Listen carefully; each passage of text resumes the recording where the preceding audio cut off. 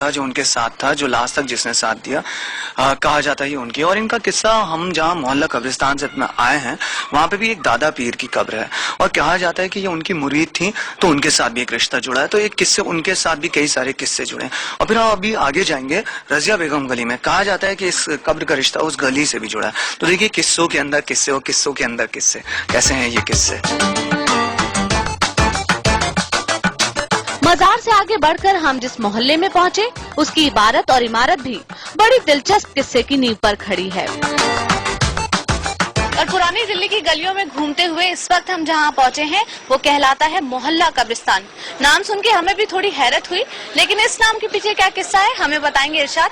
इरशाद, क्या है कहानी? जैसे कि आप जानते हैं कि पूरा जो मोहल्ला देखें आप, कब्रों पे बसा है, तो इसलिए इसका नाम मोहल्ला कब्रिस्तान है। और इसकी मैं आपको कुछ अंदर झलकियां भी दिखाना चाहूंगा। चलिए आइए हमारे साथ और दिखाते हैं आपको कि हमारे दर पीढ़ियों के लोग यहाँ पर कैसे रहते रहे।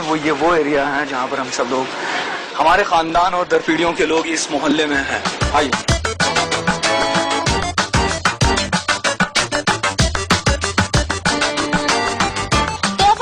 कब्रिस्तान के उस हिस्से में है जहाँ पर असल में कब्रें हैं। और इरशाद, ये हिस्सा जो बचा है और बाकी पर मोहल्ला बस गया है, ये कैसे हुआ? एक्चुअल में लोगों की जरूरतें बढ़ती गई, परेशानियां बढ़ती गई और लोगों की तादाद भी बढ़ती गई, तो रहने की जगहें कम होती गई।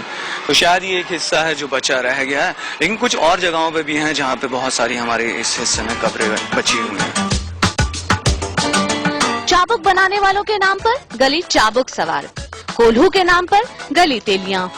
पुराने जमाने में जहां तख्त पर फैसले होते थे उस नाम पर गली तख्त वाली। तोते की मजार के नाम पर गली मजार वाली। तमाम गलियां आज भी यहां उसी नाम से जानी जाती हैं जो गुजरे जमाने में उनकी पहचान थी। इन गलियों को जोड़ने वाले चौक पर पहुंचते ही दिल्ली 6 मेट्रो पर सवार हो जाती